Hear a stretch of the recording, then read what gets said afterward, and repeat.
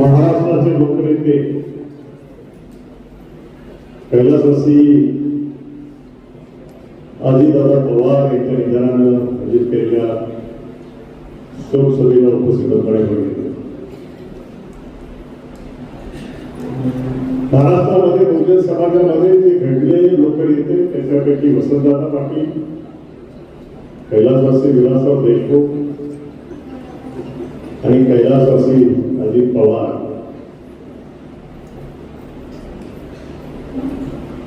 ग्रामीण भागाशी नाळ जोडलेली अतिशय निरंतर नेतृत्व, प्रचंड कामाचा वकू, करारी स्वभाव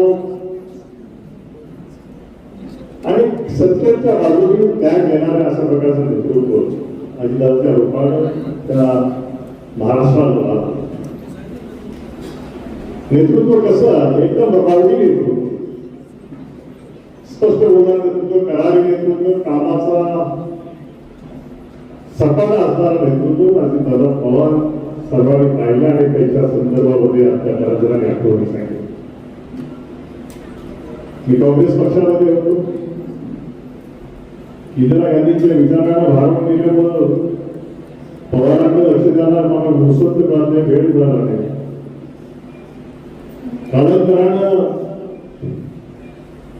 पवार साहेब सत्तेतून बाहेर गेले, काँग्रेसची सत्ता आली आणि त्या काळातल्या आजोबा थोडके रामकृष्ण गोरेच्या माध्यमातून मी सामाजिक कामाला वाहून घेतलं. प्रचंड अशा प्रकारचं काम केलं. गावागावात दुधेरी काढली, पाण्याचं संस्था स्थापन केलंय, प्रत्येक गावात शेतीला वीज देण्याचा प्रयत्न केला. आणि त्यावेळेस ती माझा एक मित्र टिकेकर म्हणून समाजसेवा अधिकारी होते, त्यांच्याकडे गेलो होतो. तिथे तरुण मुलगा आला होता, असा गोरा बघतात, त्यांना स्मार्ट एकदम नीट पोशाख होता आणि तो बाहेर बसला होता. आणि मग ती आतमध्ये गेल्यानंतर साहेब माझे मित्र होता कॉलेजचे, पण तो बाहेर कोण बसले, ते म्हणतात ते शरद पवारांचा फोटो आहे म्हणून बरोबर एवढा मोठा माणूस त्यांना आतमध्ये बोलवलं. राजकारणाची सुरुवात होती, ग्राम पातळीवरचं राजकारण, पण नागनागरी समाजाच्या घरकुलाचा प्रस्ताव घेऊन त्या ठिकाणी आला होता आणि टिकेकर साहेबांना तो प्रस्ताव मंजुरीचा अधिकार होते. तर त्यांनी माझी ओळख करून दिली, तो प्रस्ताव मंजुरीला पाळला होते, मंजूर केला आणि संविधानात साहेबांचा पुतळा आहे. आणि मग आमची ओळख झाली. ते विरोधी पक्षात असलेले रामकृष्ण गोरेच्या कामासाठी यायचे, आणखी गणपत असते. कालांतराने ते राजकारणात आले, खासदार झाले, पहिल्यांदा काँग्रेस ऐकलं खासदार झाले आणि नंतर राज्यमंत्री झाले. राज्यमंत्री झाल्यानंतर मी उपाध्यक्ष झालो आणि मग त्यांनी सल्ला दिला, तुला राजकारणात टिकायचं असेल, तुझ्यामध्ये गट्स होते, खासदार सुद्धा होती, खासदार झाले असते कधी असं म्हणतात होतो. तर तेव्हा चांगला सल्ला दिला. पण एक तालुक्यात वल्लभचं ऐकायचं, जिल्ह्यात माझं ऐकायचं आणि राज्यात पवार साहेबांचं ऐकायचं. खूप चांगला सल्ला होता. आम्ही तो सल्ला पाळला नाही, असं उत्साह झाला. आम्ही ती जोडा बदला नाही. काँग्रेसमध्ये काय त्यावेळेस काँग्रेसचं राज्य ना, आयोगला आम्ही आलं तर फक्तच ऐकू, रामकृष्णचं ऐकू, तुमचं सुद्धा ऐकू, म्हणजे असं नाही चालायचं. खूप वेळ काही मला ते फटकारलं, मी काही त्याच्याकडे दुर्लक्ष केलं आणि माझं डोक्याला पण मला नेता आवडायचा. आणि म्हणून सातत्याने कधी भेटली किंवा अतिशय नम्रपणानं त्याचं स्वागत करणं, त्यांच्याशी गप्पा मारणं. विलासराव देशमुख मुख्यमंत्री होते, पुण्याला आले होते. लावासाचा प्रवास म्हणजे लावासाचा कार्यक्रम होता. लावासाला अजितदादांनी घेऊन जायचं, पालकमंत्री होते, फोटोग्राफ त्यांना घ्यायला आले. हे रेस्ट हाऊसला क्रिकेट हाऊसला पोहोचून दसऱ्यात झोपले होते आणि दादांनी दोघं गप्पा मारून, दादा आमच्या तालुक्याने दुर्बीण आली म्हणजे एवढा महाकाय प्रोजेक्ट आला, आमच्याकडे काही इश्यू होणार नाही, आमचं नुकसान झालं म्हणजे गणपतराव तुम्हाला माहीत नाही. कालांतरानं तुमच्याकडे एमआयडीसी आली ती बरी आली नाही, कारण तिथे नंतर इंडस्ट्री आली का सगळी बंदोबस्ती होते. तुमच्याकडे धरणं फार आहे, तुमचा रस्ता मोठा होणार आहे, तुमच्याकडे रेल्वे येणार आहे आणि मोठ्या प्रमाणात नागरिकांना तुमच्या तालुक्यात होईल.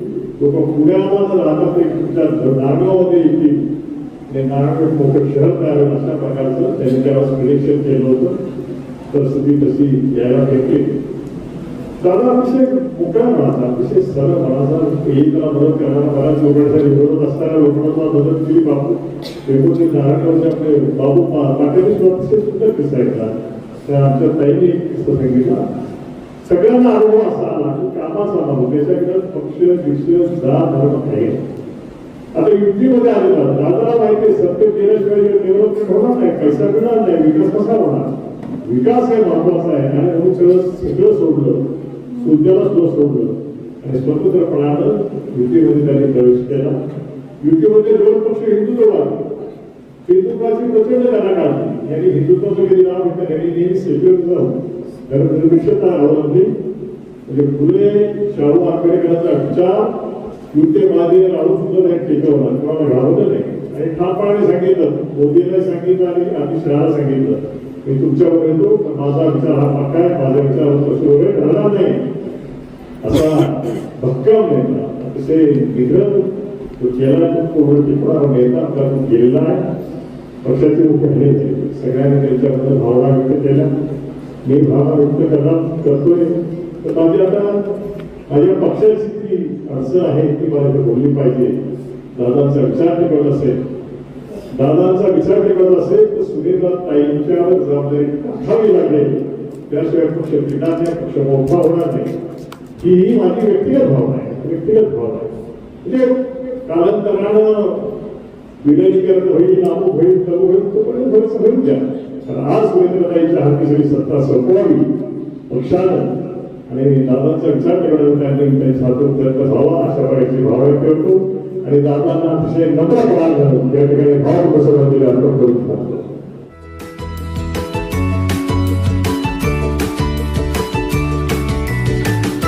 बातम्या शेतीच्या, बातम्या मातीच्या, बातम्या अन्यायाच्या, गुन्हेगारीच्या,